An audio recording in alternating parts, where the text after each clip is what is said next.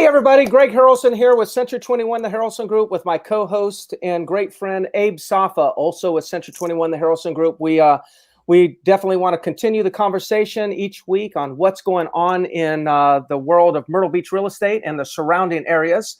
Today we're going to do a quick dive into the numbers. I mean, we all know the market's hot right now. Sellers are definitely have a lot of leverage over the buyers, selling properties well over full price, multiple offers, quick closings, etc. But we still need to pay attention to the numbers and seeing what's going on. So Abe, thank you again for always doing this research for us. And why don't we go ahead? Let's just go right into the numbers today. Yeah, absolutely, Greg. It's been a hot market. What I'd like to do is actually share my screen today instead of pulling up the usual stuff, because it's really, sometimes when you put it into context, when you see it on a graph, it really has a bigger impact, and it's a much better way of looking at things. So what I'd like to do is show people exactly how hot the market is right now. So what I'd like to do is start with single family homes. So what I've gone back as far back as this data will allow us to go back. So it goes back to January of 2006. Okay. And what you're looking at right here is a monthly supply of how many single family homes that have been previously owned are on the market right now. So this is resale. This is the usual number we look at every week as far as resale numbers, how many homes are on the market, but this puts it in a graph and it goes all the way back to 2006.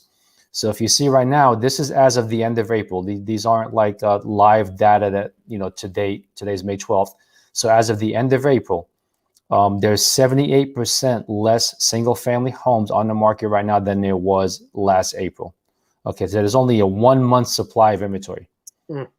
Ridiculously low number, like insane.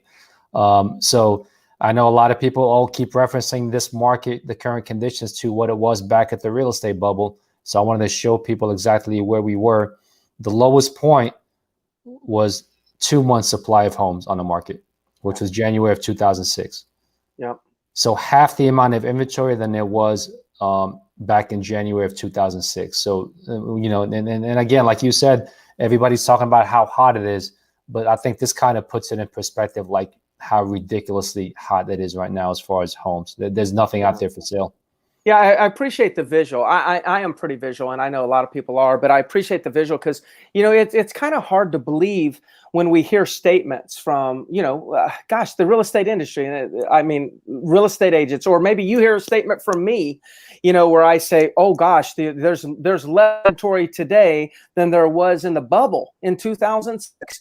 And we hear statements like that. I think we have the tendency to wonder, are these guys exaggerating? Again, I'm not saying that anyone's thinking that about you, but there's such bold statements that we can't help from wondering, is there a little bit of exaggeration there? And the chart, it's just the data. The chart shows that the inventory level for residential homes is lower today than it was during the height of the bubble. That's significant. It's huge. And let me kind of give people an example. I mean, look at this flat line right here, right? So from 2017, January of 2017, look at it, always just hovered around the 6 month mark, a little bit below. It started getting a little bit lower, but it was always like 5.5. Now, as you know, the 6 month supply is usually the staple we look at that determines whether it's a buyer's market or a seller's market. So anything below 6 puts it in a seller's market. Anything above a 6 month supply of inventory puts it in a buyer's market. So it that's what we're usually carrying. We're usually carrying, somewhere around that range of 5 to 6 months. And then all of a sudden you see here is just ski slope all the way down. Yeah. This is back when COVID started. And then look back at during the recession, we had a 21 month supply of inventory. Yeah. And that's when prices were low. Prices were, where prices were low. Yeah, but there was so much inventory. There was just so much competition that all sellers could do if they wanted to sell was to reduce price to be able to get it sold. And now it's quite the opposite. Yeah. So in both low points, when we go back to June of 06 and then we go back to today, those are the points where the sellers had the most leverage over the buyers. And then when we go back to the recession at the peak, that is where the buyers had more leverage over the sellers. And then when we follow that graph, you'll see that the leverage just over time shifted back from the peak of the recession here, I should say, where the buyers had the most leverage, and then after that, then the sellers started gaining leverage. But the low points of inventory is when sellers have leverage, and the high points where there's the most inventory is when buyers have leverage. And usually say it's the 6 mark of inventory where it shifts from buyer having more leverage versus sellers having more leverage. So we've got a little while before the buyers start having more leverage over the sellers. Oh yeah, absolutely. We've got a ton of room for that. So let's look at the sales price. All right. So this is average sales price for resale homes across the entire Grand Strand. So every area, Horry and Georgetown County. And if you look at the average sale is 299,000, 20% above what it was in April of 2020. And if you look back at the height of the market, it's much higher, significantly higher than what it was in June of 2006. And again, this is for single family homes. I don't want people to mistake this for condos because that's going to be a different conversation. This is single family homes. Number of homes sold, closed sales. April, 756 closed sales, up 61% from last year. That's kind of a distorted number because last year, that was right when COVID had first started. So, there was a little bit of a shake up there. We weren't quite sure what was happening. So things did slow down last April, but that's still significantly higher, highest number that you can see on this chart. Again, going back to 2003 on this chart. And then we're going to see days on the market also dropping. So the average days on the market is 60 days now. And again, reference back to the recession. Look at what it was up here in 2012. Look at what it was up here in December of 2007 when things first started declining with the bubble. So now we're at 60 days. Homes are selling quickly right now on the market. Yeah. And it's interesting, like how every chart follows the same thing.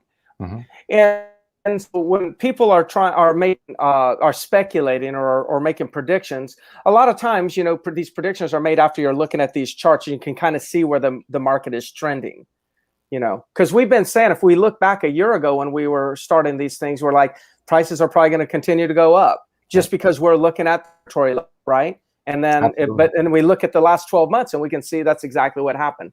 It really is influenced by inventory level, every bit of this. So showings are up, number of showings are up, days on the market down, inventory down, sales prices going up. Just homes are selling so quickly. Let's take a quick peek at the condo market, Greg, and let's start with the month supply. So this here, Wow. You and I have been really focusing on this the last couple of episodes, because this is really surprising, right? Because we know that demand here is really high for homes. People are moving, but we thought that it would eventually trickle over to the condo market. But look at this big drop, especially the last couple of months. We're down to 1.4 month supply of condo inventory, which is nuts. Well, okay, and what was it back then?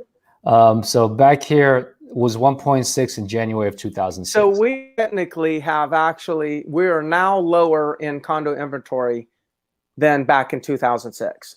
Absolutely, yeah. Wow. 1.4 months supply of inventory. Yeah, that's incredible. So basically what that means to everybody out there, if no more condos hit the market and everything continues selling at the same pace, would be out of condos to sell in 1.4 months. Yes. So sales price, now this is going to be a little bit different, right? You saw the sales prices on the homes, how it rebounded and went past what it was at the bubble. Condos are a little bit different. I mean, it has gotten a little bit better, right? Up 13%, especially this last 12 months or so. Really the last 3 to 4 months is where we really started seeing the most appreciation, because inventory has gotten so low and there's not many options for buyers. So now we're starting to see prices being driven up some, but it's nowhere near what it was back at the peak, which was July of 2007. Yeah. Closed sales up 136% from last year at this time. Days on the market, we're looking at 66 days on the market, down 9.6% from last year. So again, it's kind of like it's all the same looking graph for condos and single family homes. Inventory getting tight, sales are up, with the exception of appreciation, not quite as much appreciation in prices on the condo side as we have seen on the single family home side. Yeah. Yeah. That's amazing. Okay. Well, good, man. That's all I wanted Well, to share. yeah. Well, hey, we're making it kind of short and sweet today, making sure that we give you the most important information about the real estate market. And as always, please, we would love to earn your business. So if you would like to have any questions, whether you're selling, buying, not doing anything at the moment, just want to have a conversation. If you need to know good recommendations for repair people, insurance people, mortgage people, just use us as a resource. And here's our contact information. That's our direct cell number. So you can text us or call us on those numbers. Abe, safe travels to you. We'll see you, next week at the same time on next episode. But be safe out there. Bye, everybody. That's great. Take care.